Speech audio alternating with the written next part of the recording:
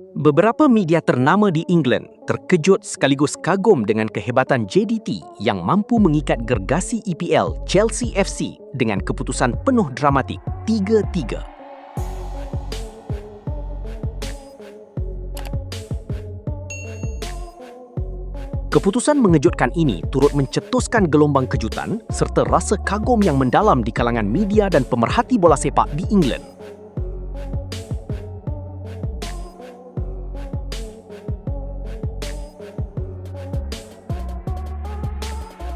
Perlawanan itu disifatkan oleh media British sebagai pertembungan kejutan.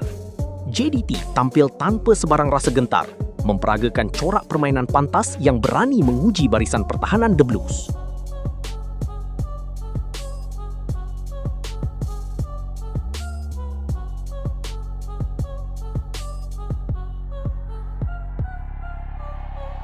Para pemerhati bola sepak terkemuka di England menganggap barisan pertahanan 3 bek Chelsea dikesan rapuh dan bergelut untuk mengekang kepantasan serta disiplin taktikal yang dipamerkan oleh skuad Harimau Selatan.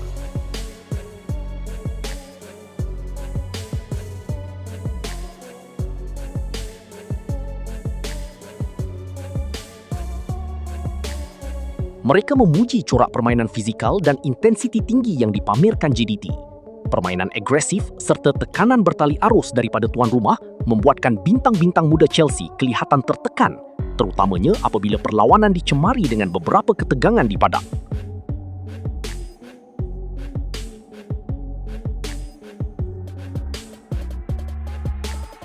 Aksi individu pemain sayap kebangsaan Arif Aiman serta ketajaman Bergson di benteng akhir mendapat perhatian khusus kerana berjaya mengeksploitasi ruang kosong di barisan pertahanan Chelsea berkali-kali.